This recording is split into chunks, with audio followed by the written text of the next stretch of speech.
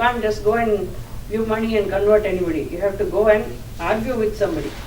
இப்போ இவர் சொன்னார்னா அதை ஆர்கியூ பண்ணி தான் நான் வந்து நிலைநாட்டணும். இதை வந்து இவர் பண்றார். யாரு? சம்பந்தர் பண்றார். அவருடைய ஏடுகளை வச்சு இது இப்போ they get to counter the giants who used to convert the kings. இப்போ மன்னன் எவ்வளி குடிகள் எவ்வளிங்கிறது அதுல இருந்து தான் வருது.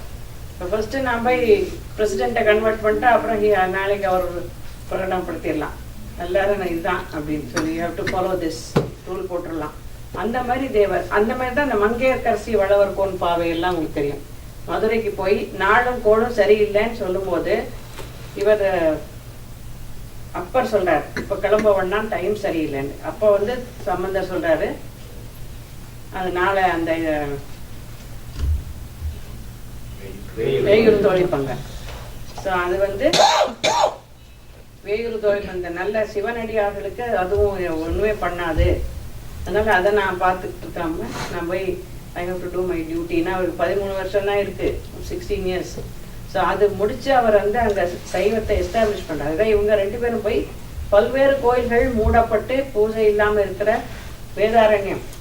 வேதாரண்ய கோயில போய் பாட கதவு திறக்கிறது. ஸோ அதுல இருந்தா என்ன முக்கியமா என்னன்னாக்கா இந்த சிவனுடைய வழிபாடெல்லாம் க்ளோஸ் பண்ணி இருந்த ஒரு சந்தர்ப்பத்துல இவங்க போய் எல்லாத்தையும் துறந்து அதை ரிவைவ் பண்றாங்க.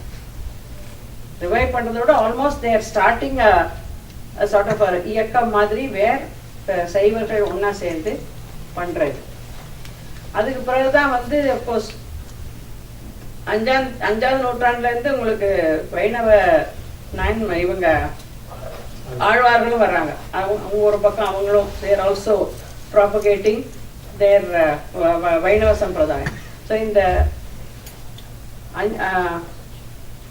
சௌரம் அப்படிங்கிற சூரிய வழிபாடு, காணபத்தியம் என்ற கணபதி, கௌமாரம்ங்கிற முருகன், சைவம், வைணவம் இந்த 5ஐயும் வந்து ஆதிசங்கர் எஸ்டாப்ளிஷ் பண்ணி நார்த் டு சவுத் காஷ்மீர்ல இருந்து ஆரம்பிச்சு காஷ்மீர்ல ஒரு மடம், சுங்கேரியில் ஒரு மடம், காஞ்சிபுரத்துல ஒரு மடம், பூரியில ஒரு மடம், இந்த மாதிரி இருக்கிற மடங்களை அவர் ஸ்தாபிச்சு கொண்டு வராரு ஒரு பக்கத்துல. கீழே வந்து Shankarar also refers to Sambandar as Dravida Shishu. அது ஒரு கான்ட்ரவர்சி இருக்கு, ஒரிஜினல் சங்கர்ரா இல்ல அபிநவ சங்கர்ரான்னு சொல்லிட்டு. Anyway because they still have not arrived at the proper date of Shankara. They say 7th century AD, some people say 5th century BC because Buddhism timeல இருந்து அவங்க சொல்றாங்க. But anyway, whatever it is, so all this is given in that பெரிய புராணம் or ஆய்வு by Asa Gnanasambandar. That's one of the very fantastic books which gives you the whole picture of this. So that is why he says the other important point is மக்களுக்கு வந்து கடவுளை மாத்தி நீங்க convert பண்ணா கூட பரவாயில்ல. But you know when they revolt language, so they try to impose Prakritam. See, even in India when Hindi was imposed, the people revolted. See, when you impose a language possibly, then people will revolt. அதே மாதிரி இங்க வந்து பிராகிருதம் தான் அவங்களோட language, ஜெயினர்களுடையது. But they have also written a lot of books in Tamil also, like Naladiyar, Tirukkural also they say that is a controversy again. So Tamil வந்து அதனால தான் தமிழ் ஞான சம்பந்தம் நிறைய சொல்வார். You might say why is because he is also establishing the Saivism, he is establishing the language, he is establishing the music. All the 3 were done by him. Of course இவர் அதனால தான் அவரோட பல்லக்கை இவர் சுமக்கிறது காரணம் Thirunavukkarasar knew his greatness. So he was only 7 and Thirunavukkarasar was almost 8. Sundarar வந்து he comes later, he comes around in the 8th 9th centuries. அந்த டைம்ல அவர் வந்து ஒரு ஃப்ரெண்ட்லி ரிலேஷன்ஷிப் வித் சிவா. இவர் வந்து ஒரு குழந்தை. Sometimes they also say that Sambandar is a அவதாரம் of முருகன். அவர் சொல்வாரு இவர் வந்து பாலை கொடுத்து ஆட்கொண்டார், அவர் சூளை நோயை கொடுத்து ஆட்கொண்டார், இன்னொருத்தர் ஓலையை கொடுத்து ஆட்கொண்டார் சுந்தரருக்கு. ஸோ இந்த மாதிரி ஸோ மேக்சிமம் இது வந்து நான் சொல்றது வந்து 2-3. பட் இது தவிர இந்த திருவியமகம் போன்ற எவ்வளவோ ஒரு பொய்டிக் பியூட்டிஸ் இது பண்ணியிருக்காரு. இவ்வளவு பண்ணிட்டு மறுபடியும் என்ன சோதனை வந்துன்னா எல்லாம் கொண்டு போய் சிதம்பரத்தில் பூட்டி வச்சுட்டாங்க. அண்ட் பிறகு இவர் போய் நம்ம நம்பியாண்டார் நம்பியும் போய் துறக்கும்போது தான் மறுபடியும் வெளியில் வருது. அந்த பாடல்கள் எல்லாம் வெளியில் வந்து அவங்க வந்து இந்த மூர்த்திகளை கொண்டு போய் அவங்க 4 பேர் வந்தால் தான் நாங்கள் இதை கொடுப்போம்னு சொல்கிறாங்க சிதம்பரத்தில். தென் தே மேக் த மூர்த்திகள். ஸோ அந்த மூர்த்தி இவங்க இல்லைன்னு சொல்ல முடியாது. ஸோ அப்படி சொல்லி அந்த தேவாரம் மறுபடியும் வந்தது. தேவாரத்தை இந்த திருநீலகண்ட யாழ்ப்பாணர் உடைய குடும்பத்தை சேர்ந்த ஒரு லேடி தான் she's reconstructed this songs by the 10th century. ஏன்னா 7ஆம் நூற்றாண்டுல இவ்வளவு கஷ்டப்பட்டு இது ரிவைவ் பண்ணிட்டு மறுபடியும் இட் கோஸ் அகெயின் லாப்ட். அதனால தான் சேக்கிழார் வந்து மறுபடியும் மன்னர் வந்து அவ கதையை கேட்கிறான்னு சொல்லிட்டு நீங்க அவ கதையை கேட்கறீங்கன்னு சொல்றாரு. அவ கதையண்டா வேஸ்டா இருக்கிற கதைகளை கேட்குறீங்க, அப்ப என்ன கேட்கலாம்னு சிவகதையை கேட்கலாமே. அப்படியா அப்படின்னோடு தான் இவர் 63 நாயன்மார்களுடைய சரித்திரங்களை சொல்லி சரி நீங்க இதை புக்கா பண்ணணும்னு சொல்லி அகெயின் அவர் வந்து சேக்கிழார் மறுபடியும் அந்த 11th centuryல he makes the revival. அதுக்கு பிறகுதான் அந்த வாழையடி வாழையாக நானும் வந்திருக்கேன்னு சொல்லி வள்ளலார் சொல்வார். வள்ளலாருக்கு வந்து மாணிக்க வாசகர் தான். மாணிக்க வாசகரை வச்சு 63 நாயன்மார்கள்ல ஏன் வந்து மாணிக்க வாசகர் இன்க்ளூட் ஆகலன்னு சொல்ல முடியுமா?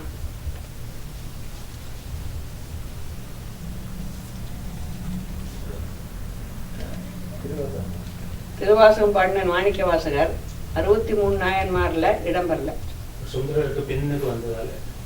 இல்ல, ஏன்னா இவர் பாட இறைவனே எழுதினாரு. ஸோ அவருடைய நிலை எங்கன்னு பாருங்க. Sivan was the scribe for Manikkavasagar. He sang and he wrote everything. and 2 பேரும் அந்த படியில சிதம்பரத்துல பஞ்சாட்சர படியில வச்சுட்டு both of them disappeared. So we get all these songs written down by இவர் சொல்ல இவர் எழுதுறார். அப்படி மகாபாரதம் வந்து பிள்ளையார் அவர் வியாசர் சொல்ல பிள்ளையார் எழுதுற மாதிரி இதுல வந்து சிவன் எழுதுறார். ஸோ அந்த அளவுல வந்து 63ஓட இன்னொன்னா அவரை வைக்க முடியாது. ஏன்னா அவருடைய இடம் எங்கேயோ இருக்கு. ஸோ அவருடைய பாடல்கள் வந்து திருவாசகத்துக்கு ஒரு காதார், ஒரு வாசகத்துக்கு ஒரு கார் அப்படிங்கிற ஒரு நிலை அவருக்கு இருக்கு. ஸோ அதுல வந்து 12 திருமுறைகள்ல ஃபர்ஸ்ட் 3 சம்பந்தர் சொன்ன மாதிரி, அடுத்த 3 அப்பர், 7 சுந்தரர். அதே மாதிரி இந்த 9 பேருடைய பாடல்கள் திருவிசைப்பா திருப்பல்லாண்டு, அதுவும் ரொம்ப நல்ல பாடல்கள் இருக்கு. சில பாடல்கள் வந்து தேவார பாடல் பெறாத தலங்கள் இருக்கு. நான் அந்த தலங்களுக்கு போய் பார்த்துருக்கேன். அதாவது என்னது திருக்கீழ்கோட்டூர் மணியம்பலம் இந்த மாதிரி இருக்கிற தலங்கள் போய் பார்த்தீங்கன்னா அது இன்னும் வந்து ஏதோ பாடஞ்ச கோயில் மாதிரி இருக்கு. தேவார பாடல் பெற்ற கோயில்களுக்கு இருக்கிற சிறப்பு அந்த கோயில்களுக்கு இன்னும் வரல. ஏன்னா 10ஆம் நூற்றாண்டு வந்திருக்கு. கருவூரார் அப்படின்னு சொல்லக்கூடிய கருவூர் சித்தர், திருமாளிகை தேவர் அப்படின்னு சொல்ல, அவர் வந்து இவங்கெல்லாம் வந்து பெரிய சித்தர்கள். வெந்த கடலையை போட்டு முளைக்க வச்சவங்க. அவருடைய லைஃப்ல திருமாளிகை தேவர்ங்கிற ஒரு சித்தர் வந்து குளிச்சுட்டு வரும்போது எதிரில் ஒரு காப்ஸ் வருது. அப்போ அவர் என்ன சொல்றாருன்னா, நீ எழும்பி நடந்து போன்னு சொல்றாரு. அந்த காப்ஸ் எழும்பி நடந்து போய் அந்த சுடலையில படுத்ததா ஐதீகம் இருக்கு. அப்பேற்பட்ட ஒரு ஞானிகள் இந்த கருவூர் தேவரும் திருமாளிகை தேவரும். அவங்கெல்லாம் வந்து இந்த 9வது திருமுறை பாடினவங்க. அதே மாதிரி சேத்தி ராயர்னு சொல்லக்கூடியவரும் அவரும் ஒரு கம்போசர். அதே மாதிரி பல்லாண்டு திருப்பல்லாண்டு இங்க 9வது திருமுறையில இருக்கு. எப்படி நம்ம பெரியாழ்வார் பாடுறாரோ அதே மாதிரி கோயில் அப்படின்னு சொன்னா சைவர்களுக்கு எது தெரியுமா? சிதம்பரம். அதே மாதிரி வைணவர்களுக்கு ஸ்ரீரங்கம். ஏன்னா அந்த தேவார புத்தகத்துல கோயில்னு போட்டிருக்கும், சிதம்பரம்னு போட்டிருக்காது. அது பார்த்தா கோயில்னு பார்த்தா அன்னம்பாலிக்கும் அந்த தேவாரத்துக்கு பார்த்தீங்கன்னா மேல கோயில்னு போட்டிருக்கும். ஸோ இந்த மாதிரி இருக்கிற பழைய பெயர்கள் எல்லாம் வந்து 7th century பல்லவர்கள் தான் சான்ஸ்கிரிட்டைஸ் பண்ணி மாத்துறாங்கல்ல. திருத்தோணிபுரம் இதெல்லாம் வந்து உங்களுக்கு வேதாரண்யம் திருமறைக்காடு தான் ஒரிஜினல் பேர். இப்போ நீங்கள் பல பேரை கேட்டிங்கன்னா வெறும் 1940க்கு அப்புறம் இந்த பேர்கள் மாதிரி இருந்தால் நிறைய பேர் நினைச்சிட்டு இருக்காங்க. திராவிட கழகத்துக்கும் இதுக்கும் சம்மந்தம் இல்லை. ஏன்னா நீங்கள் பழைய தேவார புக்ஸ் எடுத்து பார்த்தீங்கன்னா பழைய பேர் தான் திருமறைக்காடு, பிறகு வந்த பேர் தான் Vedaranyam. 7th century we have a Sanskritization by the Pallava kings. So they coming from, they had Kanjipuram as their capital. So முக்கியமாக வந்து நீங்கள் இந்த பெரிய புராணம் ஒரு ஆய்வுங்கிற அந்த புக்கை எடுத்து படித்து பாருங்க. அஃப்கோர்ஸ் கடவுள் நமக்கு மேலே இருக்கிற பரம்பொருள் அதை பற்றி ஒன்றும் இல்லை. பட் இவ்வளவு பண்ணி தான் இங்கே எஸ்டாப்ளிஷ் பண்ண வேண்டி இருந்ததுங்கிறது வந்து இந்த 7ஆம் நூற்றாண்டுக்கு பிறகு தான் கோயில்களும் நிறைய நமக்கு சோழ ஆர்கிடெக்சர் அதெல்லாம் வருது. அதுக்கு முன்னால் எப்படி டெம்பிள் ஆர்கிடெக்சர் இருந்தது நமக்கு தெரியல. ஆனால் வந்து 2nd centuryலாம் பள்ளி அப்படின்னு இருக்கிற நேம்ஸ், திருச்சிராப்பள்ளி, அந்த பள்ளிங்கிறதெல்லாம் வந்து ஜெயினர்களுடைய important centres. they also had the schools, they had the monasteries. பள்ளிங்கிறது அது திருக்காட்டு பள்ளி, இந்த மாதிரி எல்லாம் பள்ளி. இன்னைக்கும் வந்து சில விஜயமங்கலம் அப்படிங்கிற இடத்துல ஜெயினர்களுடைய ஆலயங்கள் இன்னும் இருக்கு. இப்போ அதிகமாக ஜெயின்ஸ் இருக்கிறது வந்து குஜராத் மாநிலத்தில் நார்த்தில் இருக்கு. அந்த மாதிரி இருக்கக்கூடிய நிலை இருக்கு. இப்போ 2 பாட்டு பார்த்துட்டோம். Shall we do a song of Sundarar and வண்ணம் அப்பர்? படிக்கிற சாங்ஸ்ல நீங்க செலக்ட் பண்ணிட்டாங்க, நாங்க பாடுறோம். தலை ஓகே, தலை நீ வணங்காய். as I told you it is திரு அங்கமாலை. தலையே நீ வணங்காய், தலையே நீ வணங்காய், தலைமாலை தலைமாலை தலை கணிந்து தலையாலே பலி தலையாலே பலி தேரும் தலைவனை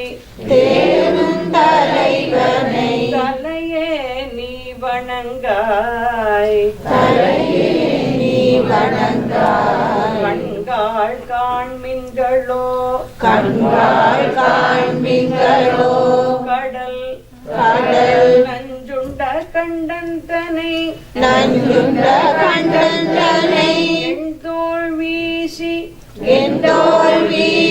நின்றாடும் பிராந்தனை கண்காள் காண்மின்களோ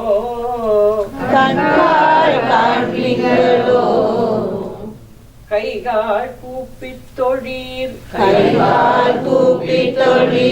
கடிமாமலர் தூவி நின்று பைவாய் பாம்பரை ஆர்த்த பரமனை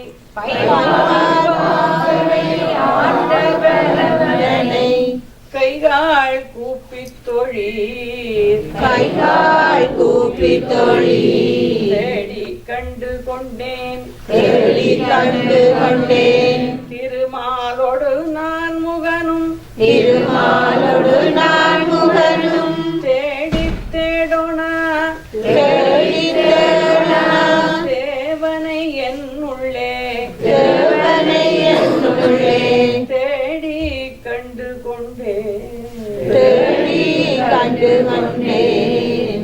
கடைசியில முடிக்கிறார் அப்படி, தேடி தேடனா, அதாவது திருமாலோடு நான் முகனும் தேட முடியாத தேவனை வெளியில பாக்குறத விட உள்ள பார்க்க சொல்றாரு. உள்ளே நான் கண்டு கொண்டேன். அதே மாதிரிதான் திருமந்திரம், 10வது திருமுறை திருமந்திரம். அன்பும் சிவமும் இரண்டென்பர் அறிவிலார், அன்பே சிவமாவது ஆறும் அறிகிலார், அன்பே சிவமாவது ஆறும் அறிந்தபின் அன்பே சிவமாய் அமர்ந்திருந்தார். ஸோ அது ரியலைஸ் பண்ணோன்னே உங்களுக்கும் சிவத்துக்கும் வேற வித்தியாசம் இல்லை. ஆல்மோஸ்ட் அத்வைத கருத்தை இதை